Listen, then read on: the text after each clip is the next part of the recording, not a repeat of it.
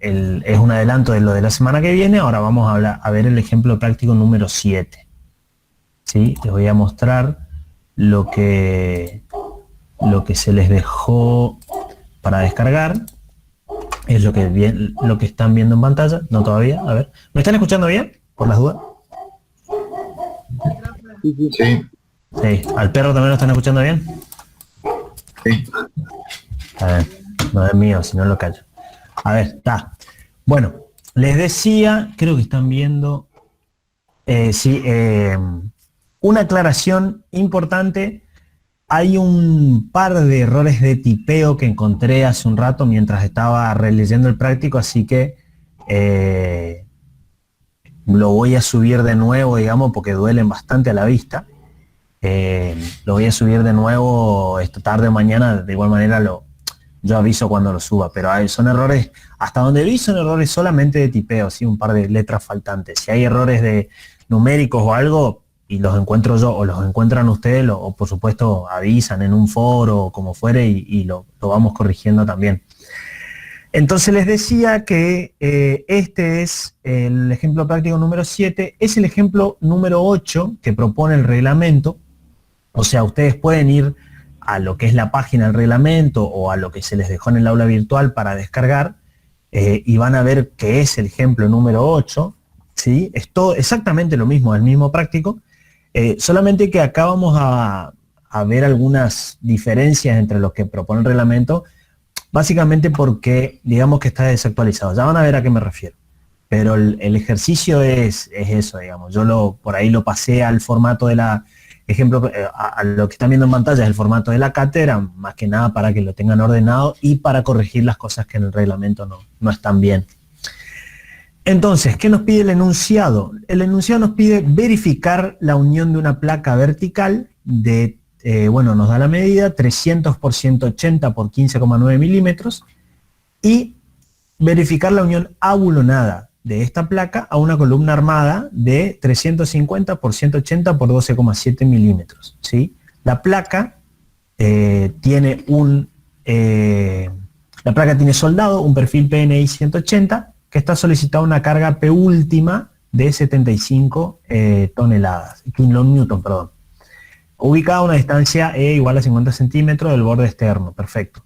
Entonces nos da los materiales del acero, las propiedades del acero que se usa, y nos dice que el tipo de bulones son ISO 8.8, ¿sí? Rosca gruesa, excluida del plano de corte, esos son datos importantes para ingresar al reglamento, y agujeros normales.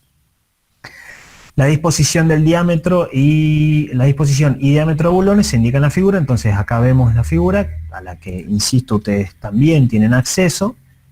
Vemos en planta nuestro perfil armado, ¿sí? A ver. Vemos en planta lo que es nuestro perfil armado, y acá bien a la derecha, lo que son es la placa y lo que serían los agujeros del bulón, ¿sí? Y vemos las cotas correspondientes. Vemos en vista frontal, vemos apenas se ve, ustedes pueden seguirlo en la pantalla o lo pueden seguir en el práctico que se les dejó para bajarlo.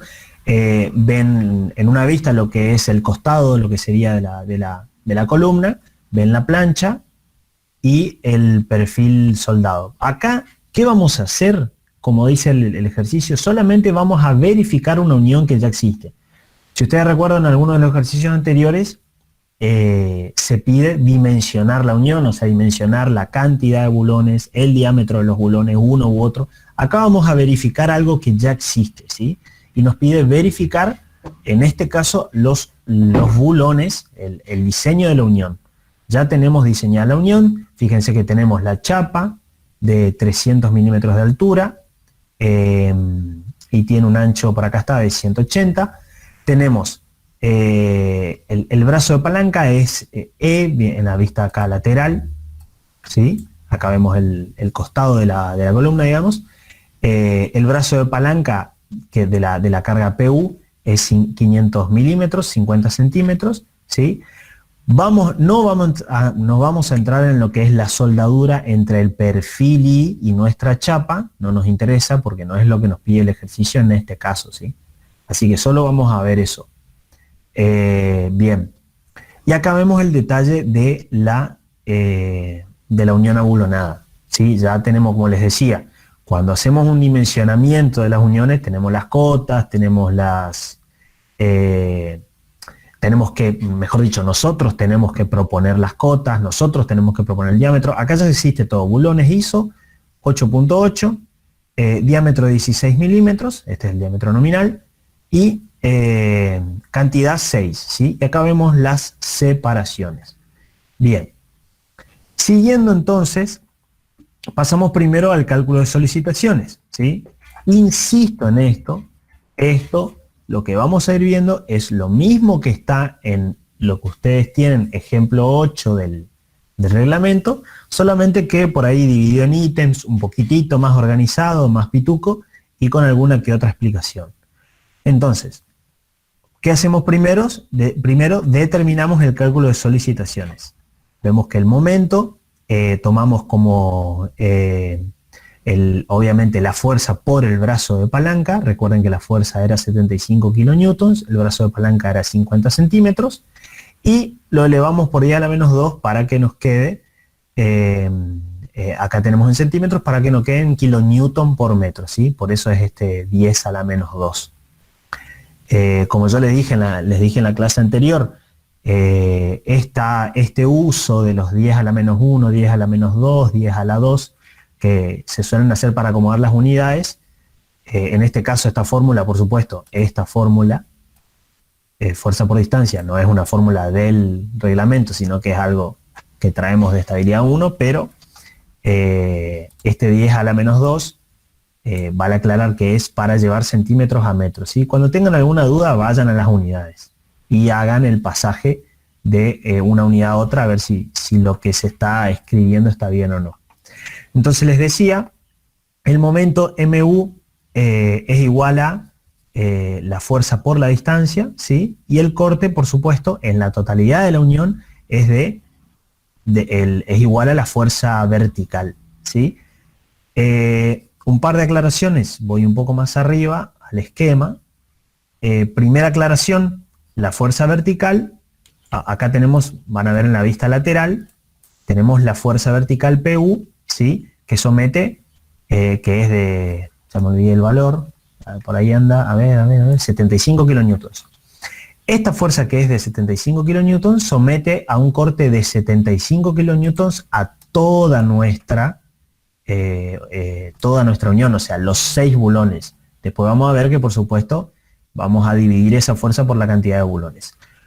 Otra aclaración, tomamos la distancia E500 milímetros o 50 centímetros desde el punto de aplicación de la fuerza, fíjense, desde el punto de aplicación de la fuerza hasta lo que sería el corte entre, o el plano entre nuestra chapa y el ala del perfil, ¿sí? Ese es el brazo de palanca para esta unión. ¿Por qué? Y porque esta unión, ¿sí? Esta unión, estamos uniendo, valga la redundancia, la chapa con el ala del perfil. Entonces, al unir la chapa con el ala de perfil, el centro, entre comillas, de la unión es este plano que vemos acá. ¿Se entiende eso? Es este plano así, que yo rayo acá. Ese es el plano por donde tenemos digamos, el centro de nuestra unión en este sentido, ¿sí? Es una unión en 3 dimensiones, entonces tenemos varios centros, pero para el brazo de palanca nosotros tomamos como centro de la unión ese plano. Por ejemplo, si nosotros estuviéramos calculando la soldadura, el brazo de palanca, por supuesto, llegaría hasta acá, ¿sí? Hasta ese punto, porque ahí está, ese es el brazo de palanca entre la fuerza y la unión soldada. Pero en este caso, el brazo de palanca llega hasta el plano entre, acá está, el plano entre nuestra chapa y las alas del perfil, columna, ¿sí? Bien, hecha esa aclaración, entonces ya sabemos por qué el PU por E es igual a 50, el E lo tomamos como 50 centímetros.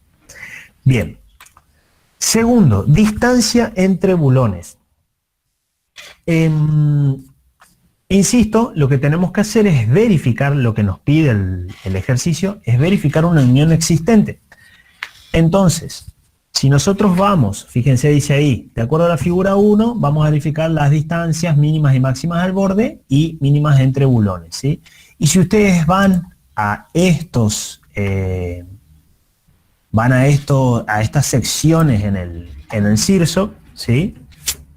Pueden ir buscando mientras, estamos hablando de la capítulo J, si ustedes lo tienen impreso,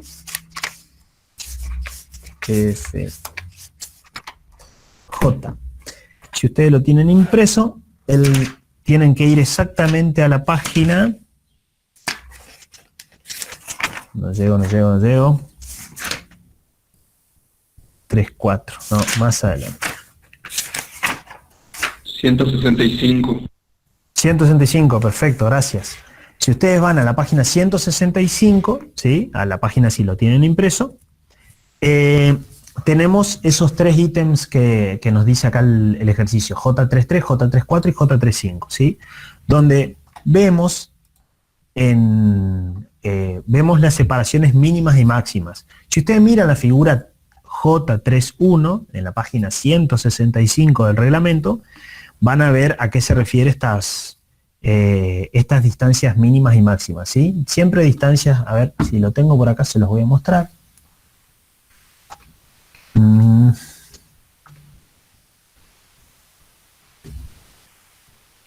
Creo que ya lo vieron, pero bueno, no está de más. Denme un minuto. Ahí está. Bien. Dejo de presentar eso y presento esto. Entonces, si ustedes van, ahí les estoy mostrando exactamente la página de la que estoy hablando, ¿sí? Tenemos que determinar las separaciones mínimas y máximas. Entre separaciones mínimas y máximas entre bulones, ¿sí? Entre centro del bulón, por supuesto, en el sentido de la carga, y entre bulón y borde en el sentido de la carga y normal al sentido de la carga, ¿sí? Esto el reglamento nos acota de forma mínima y de forma máxima, ¿sí? De forma mínima lo van a ver en la teoría, o lo habrán visto, tiene que ver, por supuesto, con espacio, con trabajabilidad, con varios, también con concentración de tensiones, etcétera, pero también el reglamento nos pide una separación máxima, ¿sí? ¿Por qué nos pide una separación máxima? Por un lado, capaz el reglamento no nos pide una separación máxima, pero no podemos poner cualquier cosa porque si no sería demasiado cara la unión. Pero por otro lado, el reglamento nos explica, en la teoría ustedes van a ver que si separamos demasiado los bulones, la transmisión, no se logra una transmisión más o menos uniforme de la fuerza que tenemos acá. Esta fuerza tiene que transmitirse de una forma más o menos equitativa entre cada uno de nuestros bulones, ¿sí? Obviamente el bulón, a medida que esto se va cargando, el primer bulón va a estar más cargado que el último. Pero si nosotros los separamos demasiado, el primer bulón, cuando llega a absorber demasiada fuerza, esto no se transmite hasta hacia el segundo bulón y por la distancia muy grande que ponemos entre uno y otro, y entonces nuestra unión puede fallar, ¿sí? Así que también, por eso nosotros, el reglamento en realidad nos pone distancias mínimas y distancias máximas. Vuelvo a cambiar al ejercicio, que es este. Bien, entonces lo que ustedes ven acá, estoy en el ítem 2 del PDF que se les proporcionó, y tenemos avísenme si ahí están viendo la pantalla, mínimas entre bulones, está. ¿sí? Terminamos de aceptar Y unos el D cuantos más son rezagados las y distancias largamos. mínimas y máximas entre bulón y borde, ¿sí? Está. Entonces ustedes van a ver estos... Para empezar la clase voy a ese mínimo, mostrarles esto que mínima, entre dos bulones, me estoy tomando el trabajo desde el 2017, todos los años recopilar nuestra unión va a tener que cumplir este 3 la cotización, es igual a 48 o vamos a llamarlo oficial del dólar, este diámetro de lo que determina la UOCRA para el pago de los oficiales de la mano de obra y cuánto está el ejercicio, pero es un diámetro, tomé la chapa número 25 de techo. Bien. Es la que más compro. La separación razón, digamos, máxima, no es porque nosotros según la reglamento, utilicemos. ¿sí? Fíjense, la separación máxima va a estar dada por el ítem J como vienen viendo del reglamento, ¿sí? Y dice, hay una tendencia respecto del dólar. Acá yo lo que hago es dividir el valor de la mano de obra por la cotización del dólar. Dice, y hay una tendencia que cada año va siendo más barata la mano de obra, o sea, la separación esto es representativo de cualquier tipo de remuneración. Los sueldos son cada vez más bajos en dólares. De la eso es algo chapa que más nos damos cuenta muy rápido porque cada vez nos alcanza menos para vivir. ¿Cuál es nuestra chapa más los fina? valores del acero se están manteniendo más o menos. La chapa nueva y el espesor fíjense, de la chapa, por ejemplo, en el 2018, justo en agosto, hubo una suba abrupta de la cotización del dólar y también hubo un pequeño ajuste en el valor de la mano de obra. Por ejemplo, si nosotros nos poníamos en la primera clase el dólar estaba a 33 y en la segunda clase el dólar estaba a 40 y hay unas pequeñas modificaciones. Le consulto, en la planta dónde pero en estaría definitiva aplicada la lo que carga les quiero decir con esto es que más allá de elegir un perfil, ver que verifica la fórmula que nosotros les enseñamos, muchas veces hay que saber un poco de política para elegir una buena estructura, una buena construcción, una buena obra de ingeniería, digamos. Y eso es parte de por qué nos llaman como ingenieros para resolver problemas, porque nosotros tenemos una visión más general de todas las cuestiones. ¿Se entendió? Acá les voy a compartir. Bien. Esto es una progresión de los índices con lo que nosotros ajustamos los valores de las obras. Esto está tomado desde el principio de enero. Nos dice el reglamento. Tenemos el UBI, que es veces, que lo publica el Banco Central, entre bulones, el valor de unidad de vivienda. Después tenemos la cotización oficial del pero dólar, no debe superar 300 milímetros. Esto es Cámara Argentina de la Construcción y el último es el índice de costo de la construcción que publica el INDEC, que es el que se utiliza para la obra pública. El enunciado fíjense no que nos si nosotros estábamos en un momento prepandemia, aclara que nuestra todos chapa los índices estaban mucho más altos o va a ser una barra pintada, que la cotización del dólar. Una barra entonces pintada, quiere decir que la obra era bastante rentable. Ahora fíjense, cuando empieza la pandemia, acá, todos los materiales que prácticamente están dolarizados, y para nuestra materia que es el acero, está totalmente dolarizado. Yo sé que el dólar sigue subiendo, inclusive peligro de corrosión. El índice que publica el gobierno tuvo una deflación, como que la construcción bajó de precio. Estas son pequeñas cosas que abril y mayo. Si no están en el enunciado, entonces las decisiones que nosotros tomemos, probablemente si ustedes hacían un cálculo en enero, 24 veces, donde la mano de obra era mucho más incidente, hubieran buscado no ahorrar tanto en acero y de hacer una construcción de la columna, que sea más rápida, por decirlo así, que ocupe menos mano de obra. Hoy en día nosotros estamos en un punto donde la mano de obra está totalmente devaluada y no está habiendo paritarias por el tema de la crisis. Hoy probablemente nuestro dimensionamiento sea caro y nosotros tengamos que elegir ahorrar lo más posible el acero en detrimento de hacer un gasto mayor de mano de obra, pero en balance nos va a terminar conveniendo. Y está más o menos, esto que les estoy porque diciendo? yo tuve en cuenta que esto se pinta, porque si no está pintado, tiene peligro de corrosión, la estructura no necesariamente va a fallar, pero no va a estar en buenas condiciones. Ahora, vamos a empar a ver un poco lo de nuestro ejercicio. Esta es una tabla que bien, yo copié. Pasamos a las distancias mínimas y máximas. Los perfiles, borde, no me acuerdo ahora si son perfiles C o perfiles, y el borde de, no, doble T son IPN. Entonces bueno, dice la distancia mínima. Y mínima, en este lugar me puse a hacer verificaciones en el ítem de corte, flexión, ¿sí? tensión de comparación de von Mises. Hay que tenerla en cuenta en la tabla. En este caso utilicé, seguramente ustedes lo siguen viendo a la tabla J34, en estabilidad 2, utilicé las fórmulas estas que venían de la elasticidad, ¿no es cierto? De nuestro bulón, y obtenemos para sacar el sigma de flexión, y si no el tau de corte era el voy a hacer corte otra por el aclaración momento acá. Estático, por el ancho de la viga, por la inercia, ¿no es cierto? Bueno, con estas fórmulas que son un poco más simples y un poco más teóricas, resolví esto.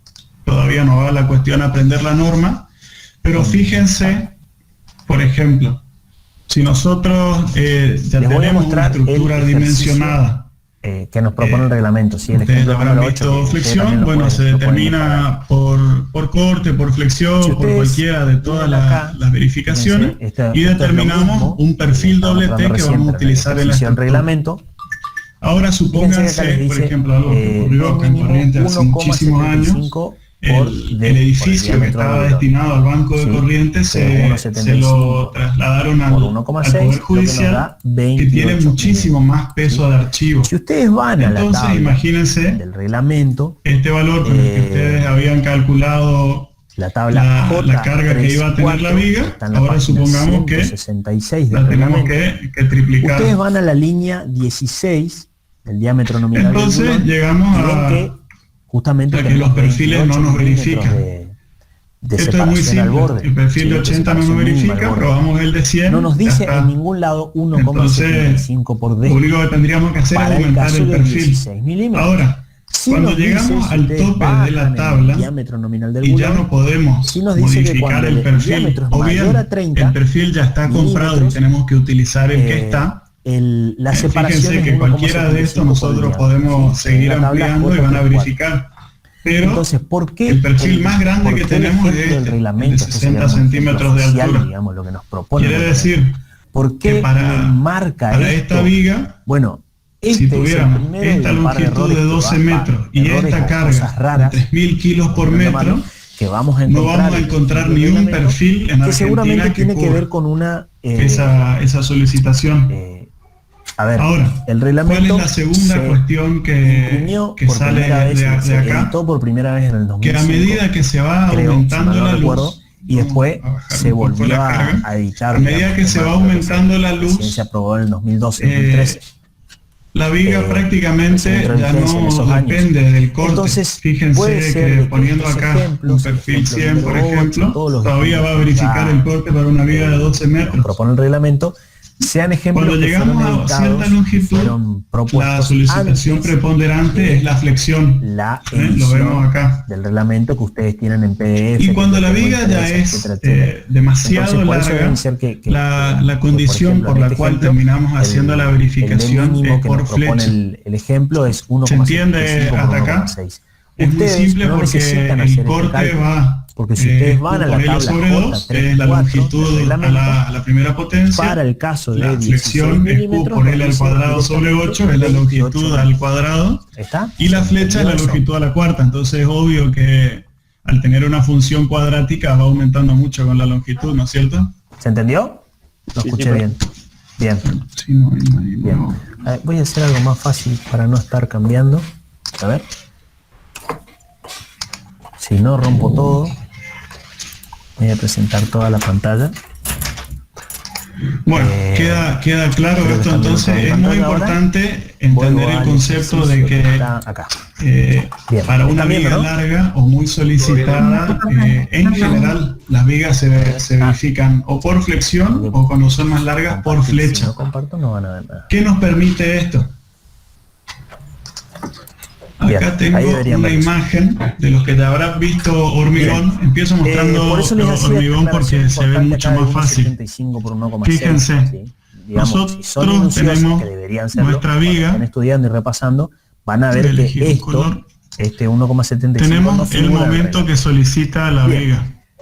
La distancia de borde máximo es, tenemos el momento que solicita la viga. Según el nosotros ponemos nuestra primera armadura J35, la distancia máxima que va a cubrir es 12 veces el espesor, esta cantidad de momento.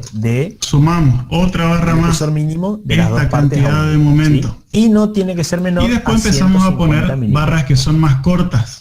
Bien. Fíjense. Ahora que ya tenemos esa barra nos cubre esta parte de momento. Tenemos el S mínimo. Y por último, una barra más corta, el S máximo, que nos cubre esta parte de momento. Y tenemos el DB máximo. La lo único solicitación, que en teoría, se termina en estos puntos.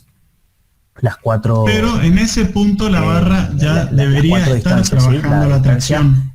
Por lo que nosotros calculamos en hormigón, donde nosotros determinamos la longitud de anclaje, que es la longitud necesaria a partir de acá para que la barra en este punto se venga empotrando, se venga empotrando, se venga empotrando, y en este punto esté totalmente solidaria al hormigón. Ahí nomás. Que haya, eso sería entre bulones que haya como distancia mínima 100 milímetros y máxima nosotros necesitamos la barra con la barra, digamos, solamente dentro del diagrama de momento, porque es donde está trabajando. No está muy en escala, pero tenemos acá donde empieza a trabajar la barra, o sea, donde empiezan los tres diagramas de momento, la barra ya tiene que estar pegada al hormigón. No podemos poner la puntita de la barra acá. El sentido paralelo a la dirección de la fuerza. Esto viene y terminaría acá.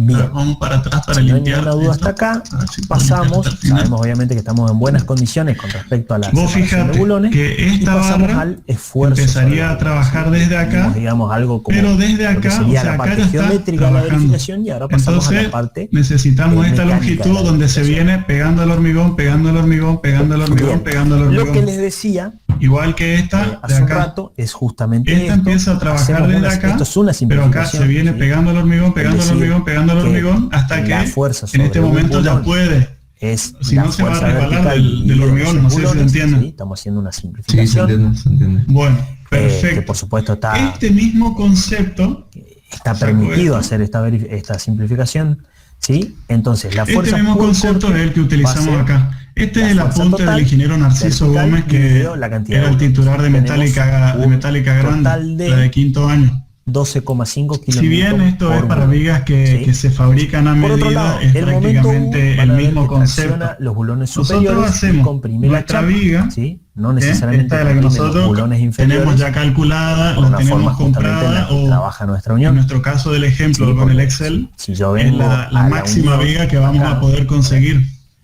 Esa máxima viga va a soportar un cierto momento M0. Si yo vengo a la unión, ahora bien, si nuestro momento es mayor al que soporta, al tener esta dirección, ¿sí? Obviamente la viga me va a separar. Termina siendo un problema de flecha, digamos, o sea, que me va a que necesitamos tener más inercia. Bulón, nosotros necesitamos suplementar la viga, digamos, y lo que importa acá es algo que le dé mucho más inercia. Las dos chapas. En este caso, entonces, volviendo, le adicionamos una planchuela. Si todavía no llegamos a cubrir ese momento, a la figura 2, la diseñamos otra planchuela. Cómo se arma el brazo de palanca, acá, ¿sí? Esta. Y es esta figura que tenemos aquí. Pero fíjate entonces, que es exactamente el mismo concepto. A ver, les voy a mostrar esta planchuela de acá. Esta planchuela empieza a trabajar en este punto, pero todo esto que tenemos acá lo soldamos para que ya venga anclada. Igual que esta, la segunda planchuela, empieza a trabajar en este punto, pero todo esto lo soldamos para que empiece a trabajar anclada en este punto. Pero que no estamos viendo el pizarrón, estamos viendo... ¿Se entiende entonces este concepto? Sí, está bien, perdón. Tenés razón. Sí. Bueno, entonces, dicho esto, en este caso nosotros vamos a calcular una sola planchuela, porque en definitiva lo otro es seguir agregando nomás. ¿Sí? Pero nosotros lo que vamos a calcular acá vendría es el ala de perfil, la longitud de acá, ¿sí? Acá, de la planchuela. Por una forma que puede ser hasta gráfica. Ustedes podrían dibujar el momento con la viga a escala y ver desde qué punto hasta qué punto van a necesitar. Sí, o lo podemos hacer por medio de cálculos como lo vamos a hacer ahora. Y después, ¿cómo va a estar comprendida la fuerza? ¿Cómo va a estar determinado? ¿Cómo determinamos, mejor dicho, la fuerza de compresión? Bueno, si la cupla, si el momento que nos está generando el P, digamos que tiene centro en este eje, en el eje de mi chapa, la compresión acá abajo va a estar,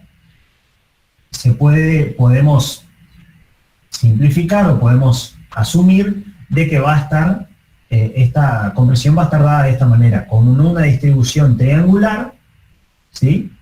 Esto va a ser fuercita, digamos, que comprime esto, que comprime acá, comprime acá. Entonces, ¿dónde está la resultante de este triángulo? Bueno, obviamente, en 1/3 de la altura, acá, y esa es la fuerza que comprime. Creo que en el gráfico está al revés, pero se entiende. Esto es lo que comprime y esto es lo que tracciona. Entonces, estas distancias acá, obviamente las podemos sacar directamente de nuestra geometría. O sea, vuelvo al grafiquito. ¿Se ve el gráfico? Sí. ¿Sí? Bien. Bien. Volvemos al grafiquito. Entonces, esto es lo que les mostraba. Vemos lo que es la fuerza de tracción. La fuerza de tracción, la T, va a estar sobre les decía, sobre el baricentro del bulón superior. La fuerza de compresión va a estar en el baricentro de este triángulo, ¿sí? Entonces, nuestro triángulo, ¿cuánto tiene? 15 centímetros, 15 milímetros, perdón. No, perdón, 15 centímetros, ¿está bien? ¿Por qué tiene 15 centímetros? Bueno, si ustedes van al enunciado, la chapa tiene 30 centímetros de altura. Mejor dicho, no estoy, a ver. Vamos a ser precisos. Sí, ¿ven? La chapa tiene 30 centímetros de altura, 300 milímetros. Entonces, la fuerza de tracción va a estar acá. ¿Cómo medimos esto? Bueno, tenemos 110 centímetros entre el eje del bulón superior y 110 milímetros, perdón, entre el eje del bulón superior y el eje de nuestra unión, ¿sí? De nuestra ménsula, y el triángulo está armado acá abajo. La altura, por supuesto, de este triángulo es la mitad de 300, es 150 milímetros, 15 centímetros, y si ustedes todavía se acuerdan del baricentro de un triángulo, está a 1/3 de la base, ¿sí? Entonces tenemos 15 en total, 1/3 medido en este sentido, o en este sentido en realidad son 2/3, son 10 centímetros. Esa es un poquito la explicación de la figura 2, ¿sí? De cómo determinamos la cupla. Entonces ven que nuestra cupla, haciendo los numeritos, toda pura geometría básica, obtenemos que nuestra cupla tiene un brazo de palanca de 21 centímetros, ¿sí? Bien, ahora que conocemos la cupla, vamos a la determinación de la fuerza en cada bulón, que la anotamos T sub MI. Tenemos el momento, kilonewton por metro. Acá tenemos 100 centímetros sobre metro. Esto, 100 centímetros sobre metro es simplemente para uniformizar las unidades. Este 2 es porque tenemos dos bulones, ¿sí? Tenemos dos columnas serían de bulones. Entonces, la fuerza, si calculamos el T como la fuerza de tracción, ¿sí? Por eso llamamos T, estamos determinando el T que yo les mostré en el gráfico en la figura 2, pero para dos bulones. Entonces, este T, ¿sí? Si este es mi T sub M, estaría en dos bulones, ¿entiende? Es dividir la fuerza en la cantidad de bulones. Y luego tenemos el brazo de palanca, 21 centímetros. ¿Sí? Bien, obviamente acá de la expresión de cupla despejé el término de la fuerza. Lo que nos da una fuerza sobre un bulón de 89,29 kilonewtons. Bien.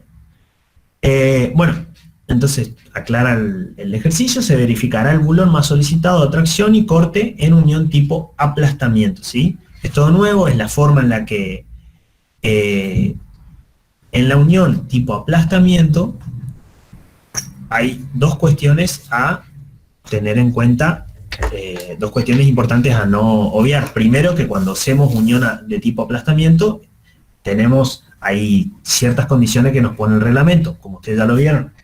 Y segundo, si nosotros diseñamos bajo las condiciones del reglamento en unión tipo aplastamiento, estamos, se puede decir de que justamente es otra cosa que nosotros cuando hagamos un cálculo tenemos que poner en la memoria de cálculo y decir, esta unión es de tipo aplastamiento, entonces se tiene que verificar el torque del bulón, la mano de obra tiene que ser especializada, etcétera, etcétera, ¿sí? Todas estas cositas que acá son meramente, digamos, nominales para entrar al reglamento, terminan incidiendo en cómo se va a llevar a cabo la obra y obviamente en lo que decía hoy el ingeniero Grade, en el costo de la misma, en el costo de la mano de obra, etcétera.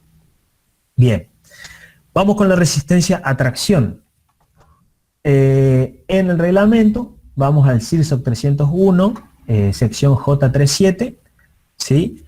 Y si ustedes van, ya que puedo compartir pantalla rápido, vamos al reglamento, sección J37, ¿sí? Lo tienen en la página 167, los que tienen impreso, o en la página 210, los que están mirando el PDF. La resistencia de diseño de tracción, ¿sí? Fíjense que nos dice claramente acá, combinación de tracción y corte en uniones tipo aplastamiento, ¿sí? Nos da la expresión de la resistencia de diseño, ¿sí? Nos dice que F es una resistencia nominal, AB es el área de nuestro bulón, ¿sí? Y 0,70 y phi o tita o phi, como quieran llamarlo, es un coeficiente 0,75. Y acá aparece de nuevo el 10 a la menos 1 que me acomoda las unidades así mágicamente. Entonces, les decía, el FT es la resistencia a tracción nominal, según la tabla J35 del reglamento. Esa tabla la pueden encontrar en la página 167, ¿sí? Los que tienen impreso, y van a ver que el reglamento justamente dice que es función de algo que llama tensión de corte. No, esto está mal, me parece. A ver, esto está... en realidad, esta FB, vamos al reglamento, aquellos que tengan, vayan al reglamento, pero está mal escrito ahí.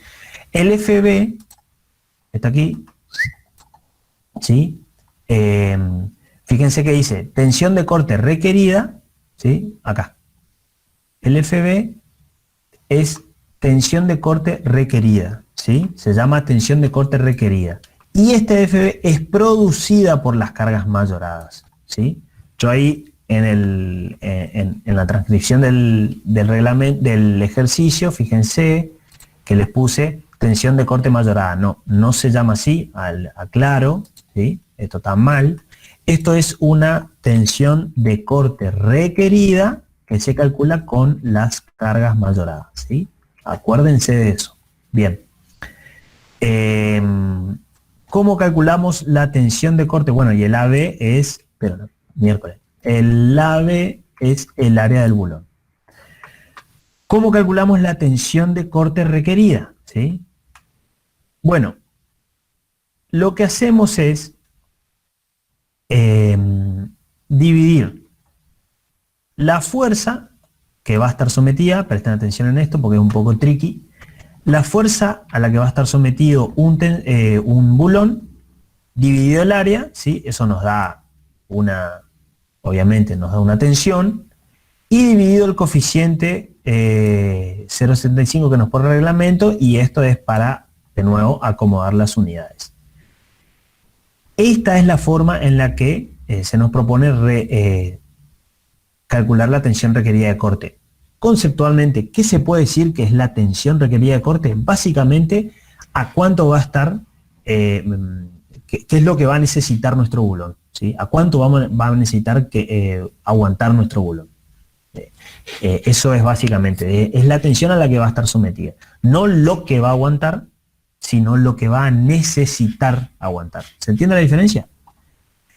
Ustedes, si miran un poco, van a ver que esta expresión de FB, ¿sí?, es bastante parecida, es como despejar de acá arriba, ¿sí?, la resistencia de diseño. Es como decir, bueno, al FT lo llamo FB, a este lo llamo FB, y a este RD, la resistencia de diseño, lo voy a llamar P sub B, que es justamente la carga a la que va a estar sometida el tensor, ¿sí? Entonces, es básicamente eso, no es como, sino que es básicamente esto. De esta expresión, usamos estos dos términos, FB y PB, y de acá despejamos la tensión requerida de corte. O sea, ¿cuánto requiere, justamente eso es tensión requerida de corte, cuánto requiere cuánto va a requerir nuestro tensor? Una vez que determinamos este FB, que si hacemos las cuentas es 82,92 megapascales, vamos a la tabla J35 y para el bulón que nos propuso el ejercicio, y fíjense también que dice rosca excluida de los planos de corte. Para este bulón vamos a ver cómo tenemos que calcular la tensión FT. Vamos a la tabla, es lo que tenemos aquí, ¿sí? Los que tengan impresa, insisto, está en la página 167. Y fíjense que dice, resistencia nominal a la tracción FT, dice que es en megapascales, ¿sí? Y dice que es unión de tipo aplastamiento. Entonces, fíjense cómo el reglamento nos acota en para qué sirve esta tabla. Vamos a bulón ISO 8.8 y acá de nuevo, ¿dónde está la rosca del bulón? ¿Está incluida en el plano de corte o está excluida en el plano de corte? Si está incluida en el plano, si está excluida, como en nuestro caso, tenemos que tomar esta formulita para determinar el FT. ¿Sí? Bien. Acá nos vamos a encontrar, si vamos al ejercicio, a la impresión que nos propone el CIRSOC, se van a encontrar con que lo que hace el CIRSOC, lo que hace el ejercicio oficial, no es lo mismo que lo que está en el reglamento. ¿Sí? Se los voy a mostrar a eso. Voy a lo que propone el reglamento, ¿sí? De nuevo, estoy en el PDF que nos propone el reglamento. Voy a ese cálculo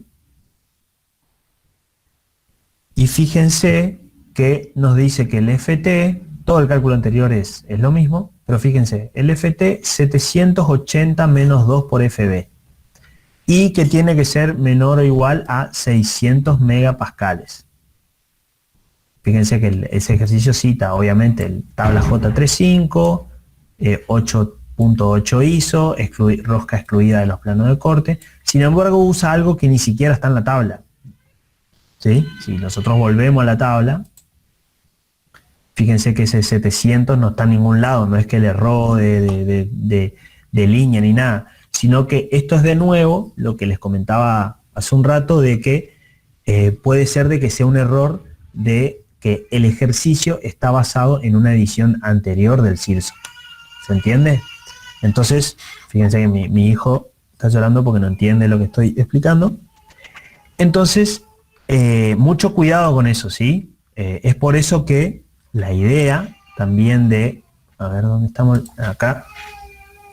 La idea justamente de dejarles este PDF con con estas correcciones es para que no cometan el mismo error, ¿sí? Fíjense acá, calculamos el FT con la expresión adecuada, ¿sí? Nos da 640, el reglamento nos dice que tiene que ser esto, pero que no tiene que superar 620 megapascales, por lo tanto, nuestro FT, ¿sí?, va a ser 620 megapascales. Y si volvemos a la ecuación anterior, bueno, ya está recontra sucio, vamos a limpiar un poco. Si volvemos a la resistencia de diseño que nos propone el reglamento, ya tenemos todos los términos para calcular, ¿sí? Tenemos acá el phi, tenemos el FT, tenemos el área del bulón y tenemos el coeficiente que me acomoda las unidades, ¿sí? Entonces, ¿qué tenemos acá? La resistencia de diseño, que es lo que es la fuerza que va a aguantar mejor dicho, la resistencia de diseño es la fuerza que puede aguantar mi bulón, ¿sí? Un solo bulón a tracción me aguanta el RD, o sea, 93,47, ¿sí? ¿A cuánto va a estar sometido? O sea, justamente, ¿a cuánto va a estar sometido? A 89. Entonces, si lo que puede aguantar mi bulón es mayor a lo que tiene que aguantar, obviamente estamos en buenas condiciones. ¿Se entiende esto? La resistencia de diseño es el techo, ¿sí? Por eso estamos en buenas condiciones y este es mayor o igual. Esto es el techo, ¿sí? Y esto es lo que va a necesitar, lo que necesitamos, digamos, según el estado de carga. ¿Se entendió eso? Si nadie dice nada, lo tomo como un... O bueno, ¿alguna duda hasta acá? Sí, profe. ¿Alguna duda hasta acá?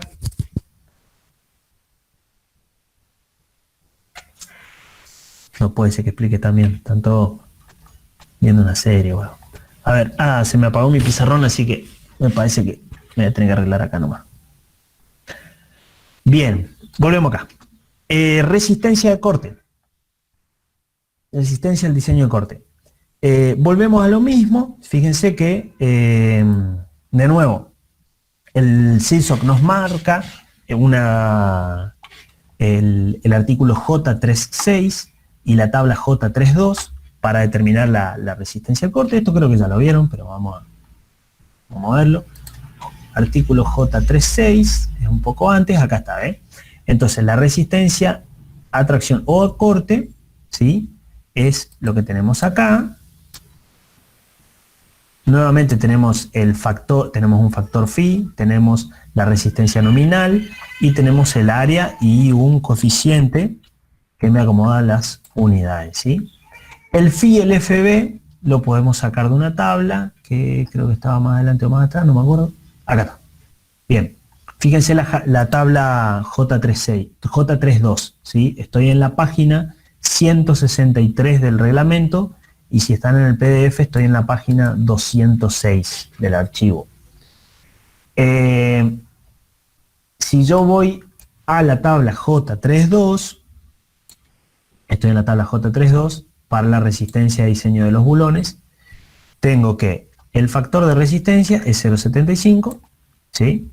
Obviamente estoy en la columna que dice resistencia al corte de uniones tipo aplastamiento, ¿sí? Entonces estoy calculando resistencia al corte y estoy teniendo en cuenta que mi unión va a ser de tipo aplastamiento.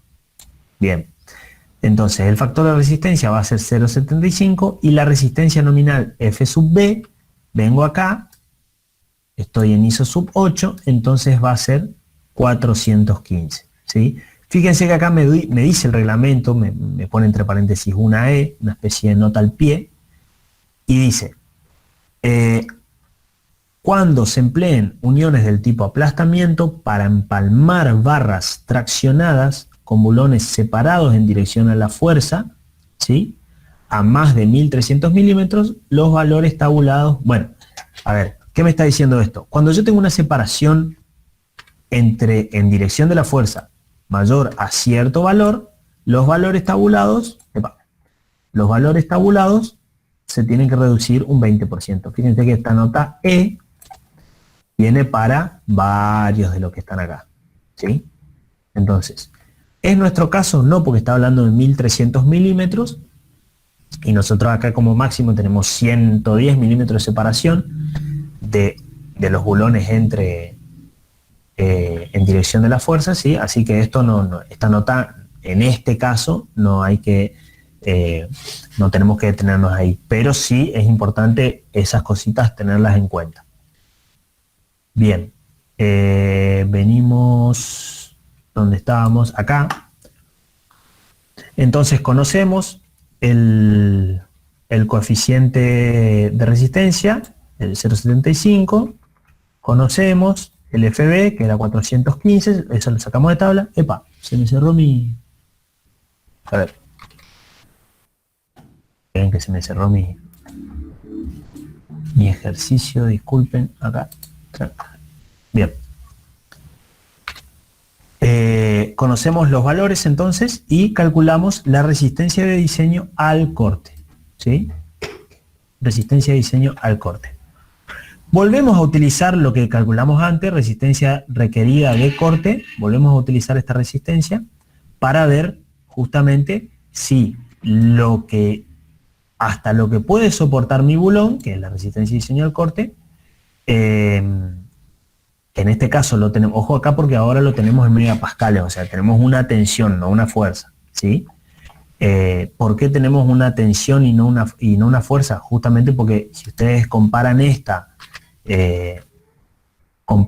expresión con la anterior, la que tenemos en resistencia a tracción, fíjense que no tenemos el área, ¿sí? Acá tenemos tensión por área, nos da fuerza. En cambio acá abajo tenemos tensión y no tenemos el área, ¿sí? Entonces, ¿qué obtenemos? Tenemos una tensión. ¿Por qué? Queda bastante feo así, porque en una es la resistencia de diseño es una tensión, en otra la resistencia de diseño es una fuerza. Es bastante, no voy a decir choto porque queda feo, pero es así como se presenta en el reglamento. Entonces, en el ejemplo del reglamento, que al fin y al cabo, cualquiera de ustedes, cualquiera de nosotros, ingeniero o ingeniero en formación como usted, debería poder interpretar bien. Entonces, cuando ustedes vayan a los ejemplos del reglamento, pueden pasar estas cosas. A veces me van a decir que van a llamar resistencia de diseño a una fuerza, a veces resistencia de diseño a una tensión. Entonces, si ustedes van con cuidado, con pie de plomo, y chequean eso, se van a dar cuenta que a veces estamos en fuerza, a veces estamos en tensión, etcétera, etcétera, ¿sí? Entonces, lo que hace el ejercicio es comparar acá mi resistencia de diseño en megapascales, o sea, una tensión, que es lo que tengo acá, ¿sí? Con la resistencia requerida de corte, que es lo que calculamos antes, ¿sí? Entonces, lo que yo... ¿Qué pasó? Me hizo un... Ah, ahora veo.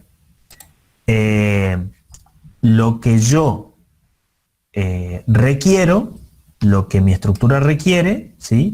Es menor a lo que mi estructura ofrece, ¿sí? O mejor dicho, lo que mi estructura ofrece es mayor a lo que va a estar en realidad sometida. Entonces estamos en buenas condiciones, ¿sí? Bien, a ver la pregunta que me hicieron.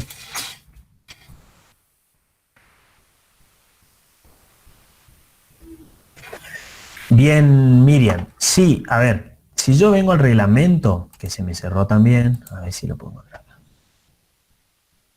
No, lo tengo acá.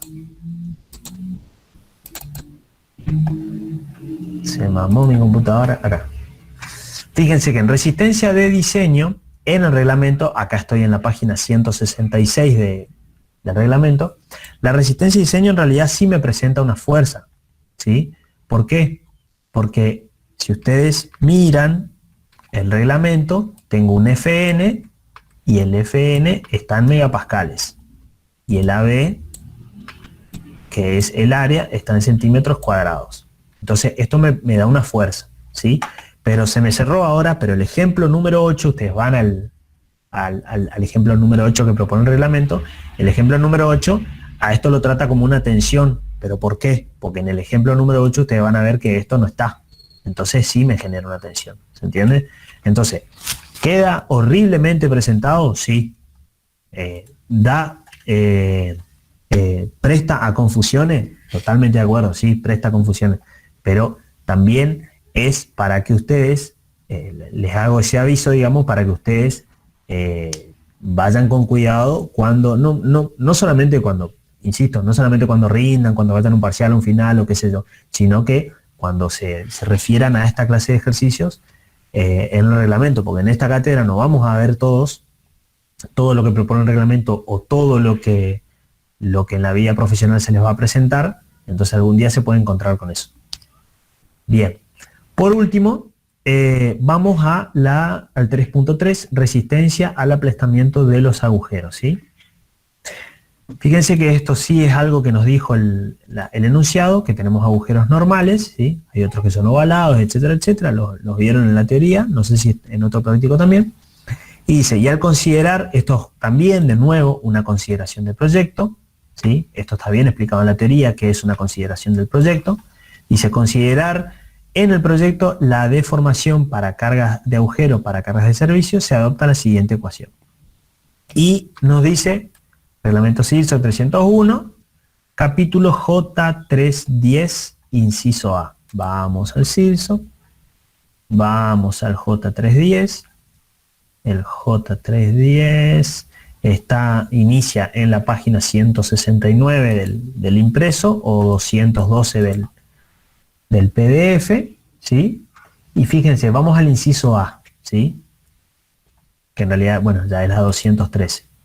Dice, para un agujero, este es el inciso A, para un bulón en una unión con agujeros normales, que es nuestro caso, y dice, tiene dos casos, cuando la deformación alrededor del agujero para cargas de servicio sea una consideración de proyecto, ¿sí? El inciso siguiente dice no sea una consideración de proyecto. No es este el que tenemos que adoptar, sino que es en este caso este, ¿sí? ¿Qué quiere decir de que sea una consideración de proyecto? Bueno, eso está bien explicado en la teoría, pero tiene que ver con el funcionamiento de la estructura, con qué tipo de cargas tengo, eso está bien explicado, ¿sí? Pero bueno, hay que tener en cuenta esa diferencia. Yo considero, para este caso puntual, considero la deformación alrededor del agujero como una consideración de proyecto. Sí, la considero. Bueno, tengo que venir a la J32A, ¿sí? Ecuación J32A. ¿Qué hago aquí? Esta ecuación tiene un valor Rn, ¿sí? Que se llama resistencia nominal. Fíjense que arriba dice, la resistencia diseña el aplastamiento va a ser el producto de estas dos cositas, una resistencia nominal y un coeficiente. El coeficiente phi, viejo conocido, 0,75, y el Rn lo calculamos con la ecuación, en este caso, con la ecuación J32A. Y fíjense que tiene una desigualdad acá, o sea, tengo dos términos. Tengo que el Rn, ¿qué quiere decir esta desigualdad? Que el Rn lo tenemos que calcular de esta manera, pero no tiene que superar este valor, ¿sí? Entonces, hay que hacer estos dos cálculos, ¿sí? Este cálculo primero y este cálculo luego, ¿sí? Entonces, ¿cómo hacemos? Vamos al práctico y dice, bueno, el Rn, acá yo simplemente copié la ecuación J32A y dice, para la unión, la resistencia de aplastamiento de la chapa es la suma de la resistencia de aplastamiento de la chapa en todos los agujeros de la unión, etc. El menor espesor de la chapa es 1,27, ¿sí? Ya lo habíamos visto eso, que es el espesor del perfil armado. Este T es el que nos pide acá el Rn, ¿sí? Entonces, NR1 le llamé a el lado izquierdo de la desigualdad, ¿sí? Esto. Y Rn2 lo llamé al lado derecho de la desigualdad, ¿sí? Hubiera estado más fácil decir Rn izquierda y derecha, pero bueno. Entonces, calculo el NR1. 1.2 por la longitud de cálculo, ¿sí? Fíjense que este LC está determinado en el CIRSOC. Vamos al CIRSOC de nuevo. Todo rayado mi CIRSOC.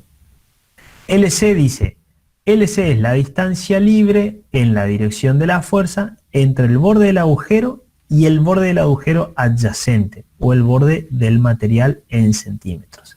Distancia libre entre dirección de la fuerza, mejor dicho, distancia libre en la dirección de la fuerza entre borde del agujero y borde del agujero adyacente. Vamos a nuestra configuración y vemos eso. Entonces, la dirección de la fuerza tiene este sentido. O sea que yo tengo que hacer la medición, obviamente, en el sentido vertical. ¿Cuál es el LC más chico? El LC al borde libre es esto. Es entre este punto y el centro del bulón.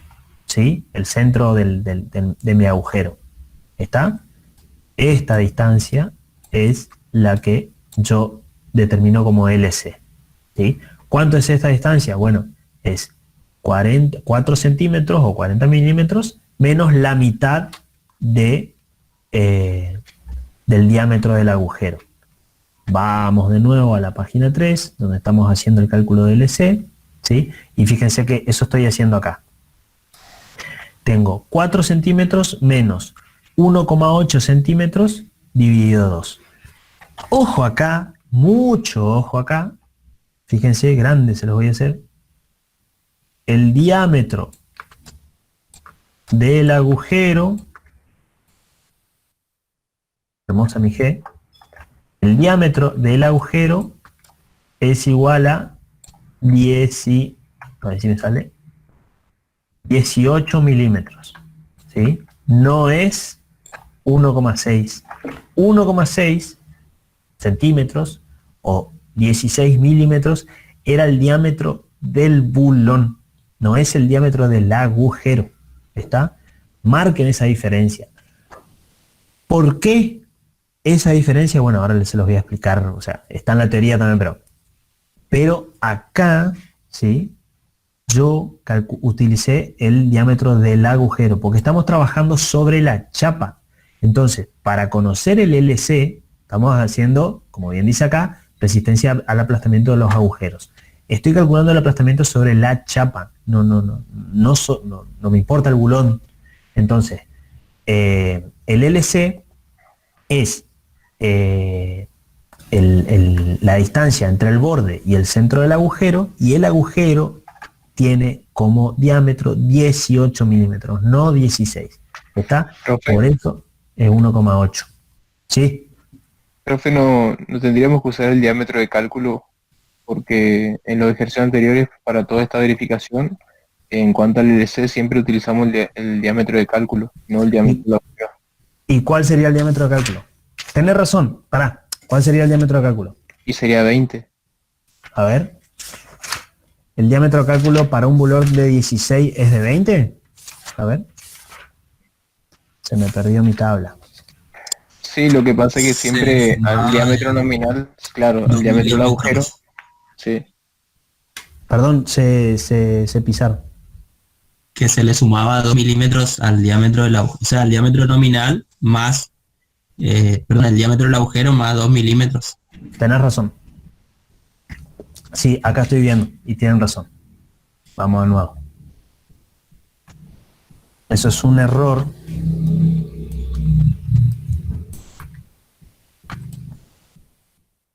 Mañana voy a estar escribiendo esto. Ahí está. Mi diámetro nominal es de 20 milímetros. Tienen razón. Esto está mal. Esto está mal. Tienen razón. Esto tendría que ser 2 dividido 1. ¿Sí? Esto da 3. Tienen razón, exactamente. El diámetro del bulón es 1,6. El diámetro del agujero siempre es un poquito más. ¿Y por qué se usa el diámetro nominal? A mí me gusta decir esto porque me quedó, digamos, no sé si ya se los dijeron, pero me quedó grabado. Cuando hacen un agujero, cuando se taladra un agujero, supónganse que este agujero tiene 18 milímetros, pero el problema es que al taladrarse se rompe el borde.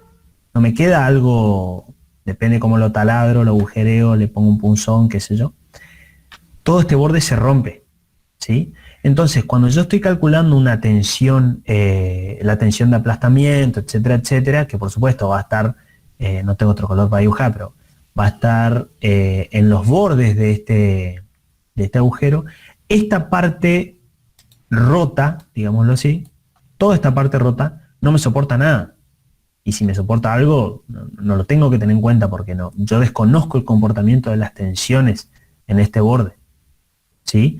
Entonces, ¿por qué uso como bien decía su compañero, ¿por qué tengo que ir a 20 milímetros? Bueno, pero justamente por esto, porque yo metí una mecha de 18 milímetros, pero en realidad el borde también me quedó roto.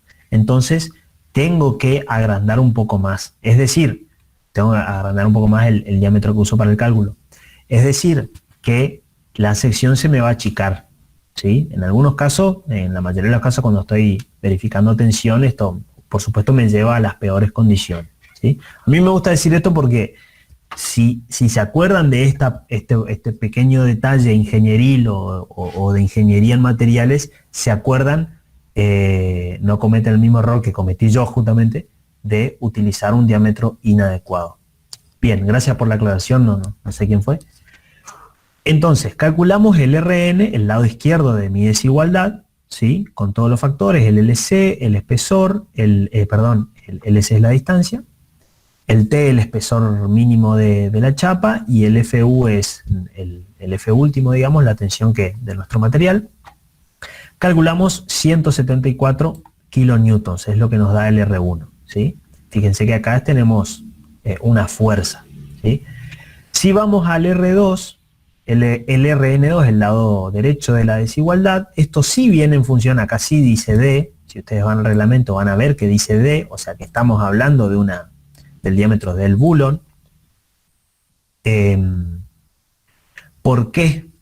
Y porque el lado derecho, ¿sí? Fíjense, lo pueden interpretar así, el RN, la resistencia al aplastamiento, a la izquierda hacen un cálculo de lo que resiste la chapa, pero a la derecha hacen un cálculo de lo que resiste el bulón. Entonces, mi chapa, el RN, la resistencia al aplastamiento, puede tener el valor que resiste la chapa, pero si la chapa resiste más que el bulón, lo que aguanta el bulón es mi cota máxima, digamos, de mi resistencia al aplastamiento. Si yo estoy aplastando dos materiales y uno aguanta 1,5 y el otro aguanta 1,4, la cosa se va a romper a 1,4. ¿Se entiende? Por eso el reglamento nos dice, bueno, tu chapa aguanta 1,2 por LC, por T, bla, bla, bla. Sí, bien. Pero si tu chapa aguanta más que el bulón, entonces la resistencia al aplastamiento la tenés que considerar la del bulón. ¿Se entendió eso? Es un poquitito la explicación de esta desigualdad. Que no sé si ya la explicaron, pero bueno. Bien, entonces, tomamos el menor, of course, y a ese menor lo multiplicamos por nuestro coeficiente phi, ¿sí? Y obtenemos nuestra resistencia de diseño, ¿sí? Nuestra resistencia de diseño al aplastamiento es de 131 kilonewtons, 131,1 kilonewtons, ¿sí? Que es mayor a el PB, que bueno, es justamente el esfuerzo de corte sobre un bulón, es lo que nos produce el aplastamiento en un bulón, ¿sí? Entonces está bien que esté en buenas condiciones. Una última aclaración. Voy a abrir esto. ¿Dónde está? Se me cerró todo, no sé por qué. Esperen un momentito. Reglamentos.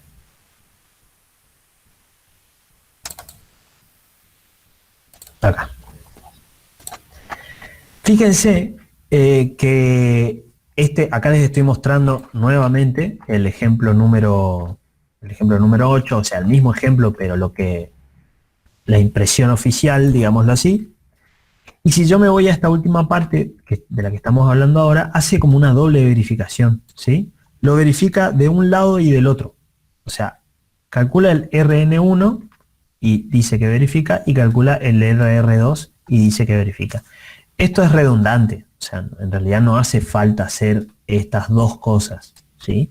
En realidad, a ver, es una pavada lo que estoy diciendo, pero por las dudas, por si sale la cuestión, acá dice, bueno, calculo el R1 y veo si es mayor al PB, calculo el R2, y en realidad lo que hay que hacer es determinar de la desigualdad cuál es el menor, y eso comparo con mi fuerza, ¿sí? Una pavada, pero bueno, vale la aclaración. Así que bueno, básicamente es eso. Estuvo buena la aclaración, no sé quién me la hizo. Voy a corregir este tema del 1,8. Y también, como les decía, hay algunos errores de tipeo a corregir, que ya los corregí en realidad, pero no los subí todavía. Así que lo voy a subir en breve. Y bien, por ahora eso es todo. Les quería mostrar en el pizarrón, porque surgieron el lunes pasado unas dudas a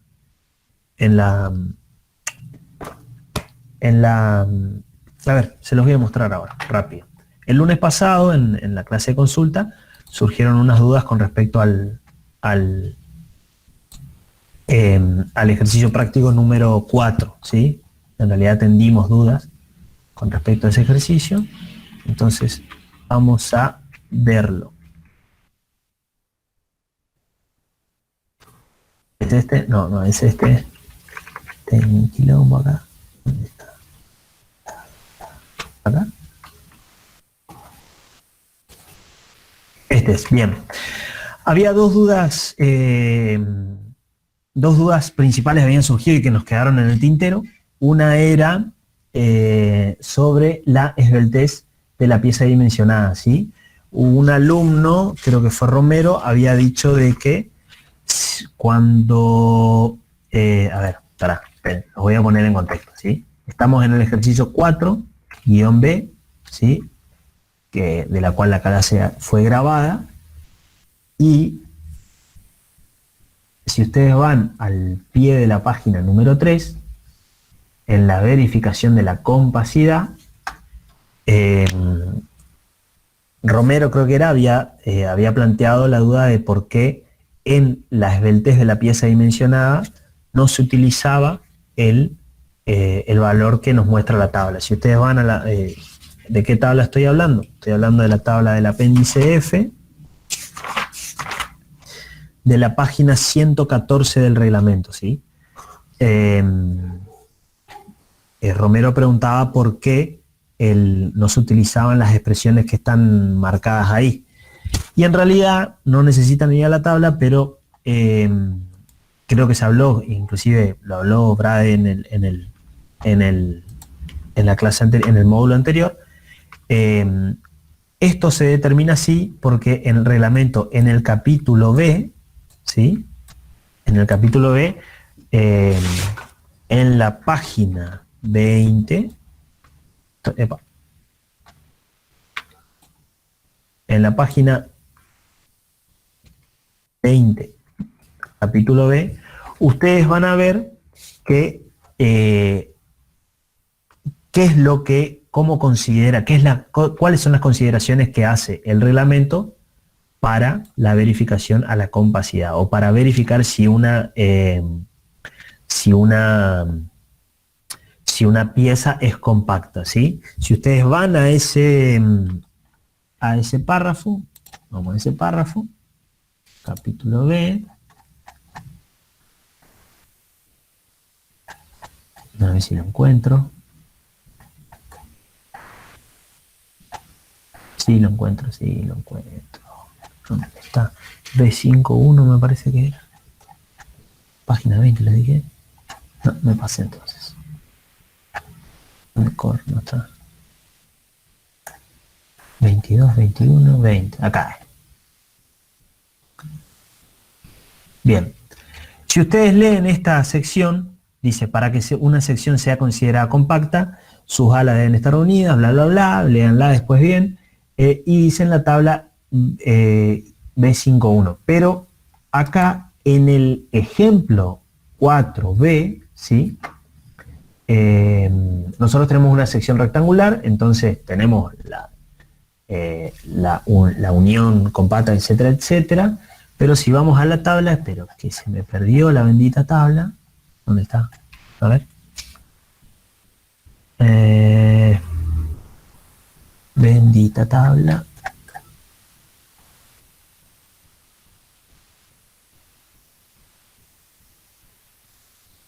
Es esta, relación ancho-espesor. Bien. Nos marca que tenemos que tener en cuenta la relación ancho-espesor, ¿sí? O alto-espesor si quieren en realidad. Pero para el caso rectangular, de una rectangular. No estoy encontrando lo que les quiero mostrar. Aguántenme un minuto. ¿Dónde corno está eso? ¿Por qué no lo veo?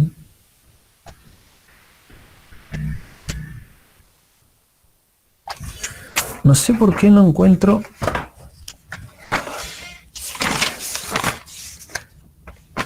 A ver bien.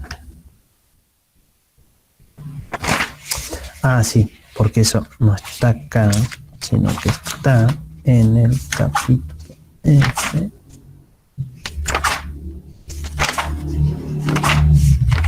Acá está, bien. A ver, ¿qué nos dice? Ahí me organicé. ¿Qué nos dice esta sección? ¿Sí? Que para ser considerada compacta, las alas deben estar unidas en forma continua, bla, bla, bla. Esto no nos interesa cómo están unidas, porque en realidad, si ustedes se acuerdan, el ejemplo 4b era simplemente un rectángulo, que no tiene uniones ni nada. Y la relación ancho-espesor no debe superar el lambda p, ¿sí? Entonces acá nos dice relación ancho-espesor. Si nosotros vamos al capítulo F, que es donde está la tabla en cuestión, al apéndice del capítulo F, acá, que es la cuestión, la duda que surgió, ¿sí? Si vamos a la tabla, era por qué no utilizamos esta expresión que teníamos acá, ¿sí? Era lo que habíamos hablado en la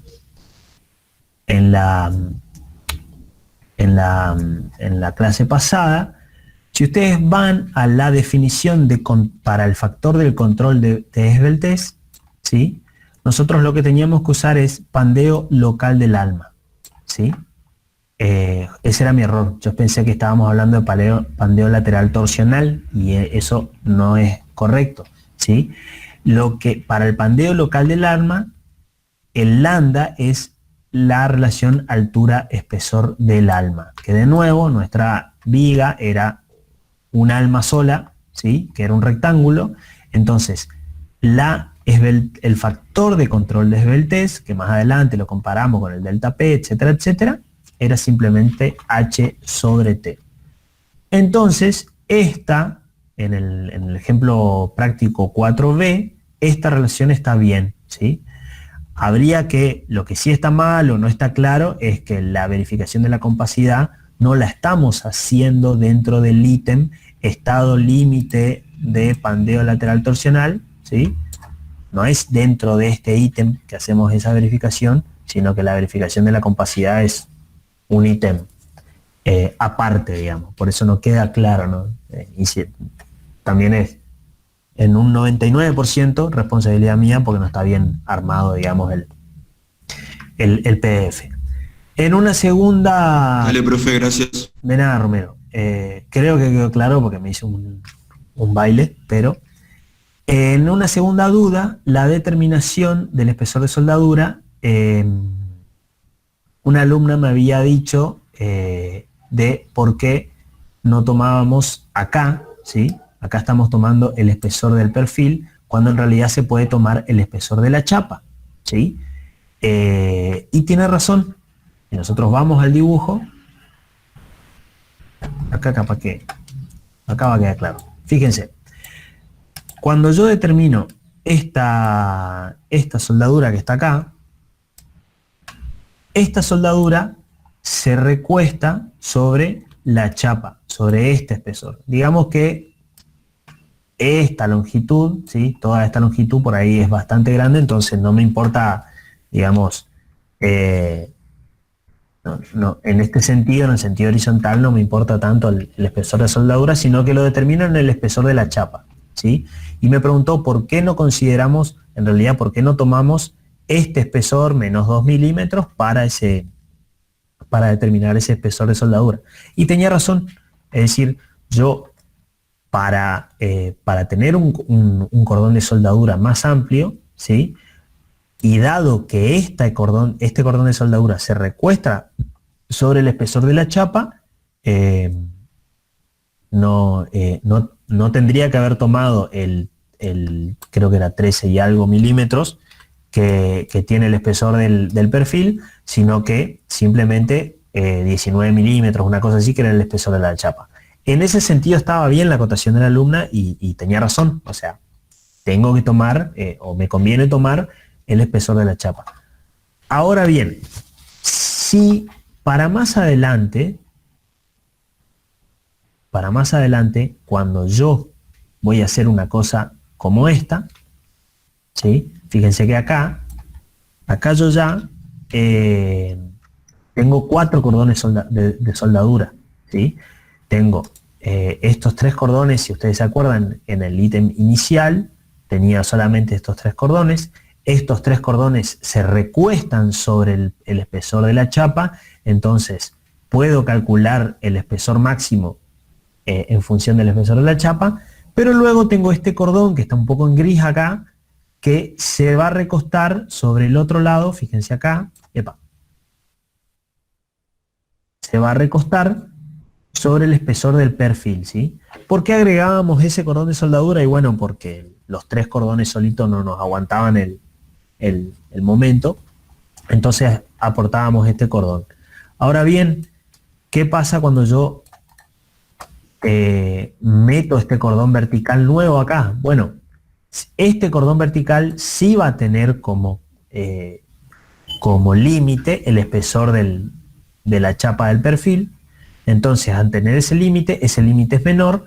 Entonces, si yo acá en el lado izquierdo adopto como límite el espesor de la chapa, digamos, y en el lado derecho adopto como límite el espesor de la chapa del perfil, ¿sí? Voy a tener 2 soldaduras que tienen ¿cómo se llama? Que tienen un espesor distinto, digamos. Eso me va a generar 2 problemas, uno geométrico y uno constructivo. El geométrico no es difícil de salvar, pero bueno, el problema geométrico es que ahora nuestro centro de gravedad de la soldadura no va a estar en el centro de este rectángulo, ya que acá es un poquito menor el espesor, entonces lo vamos a tener que correr un poco a la izquierda o a la derecha, creo que a la izquierda. Pero bueno, eso es una salvedad geométrica que capaz que ni siquiera nos hace, nos incide en el cálculo más que algunas centésimas. Pero la salvedad constructiva es que no es bueno tener, creo que esto sí lo dije en la clase, no es bueno tener cordones de soldadura en un mismo punto, ¿sí? De distinto espesor, ¿sí? Porque el vago que viene, excepto que tenga mano de obra, esto sí ya, ahora sí me acuerdo que lo dije en la clase de consulta, excepto que tenga mano de obra súper especializada, que cada vez que va a hacer un cordón de soldadura mira el plano, pero si no, el flaco va a venir, me va a soldar y chau, pasa al siguiente, y más si tengo 15 de estas ménsulas. ¿Se entiende? Entonces, hay 2 cuestiones a manejar ahí, una geométrica y otra constructiva, digamos, pero bueno, esa era ahí respondo con un poco más de claridad la duda que había quedado no sé, la verdad que no me acuerdo qué alumna había hecho esa consulta. Pero bueno, eso es todo. Así que si no quedó ninguna duda, a ver el chat. Bien. Romero, recién veo lo que preguntaste. No sé si... Sí, eso recién veo, está bien, sí, ya hablamos de eso. Bueno, hasta aquí entonces. ¿Nadie más? ¿Ninguna duda más?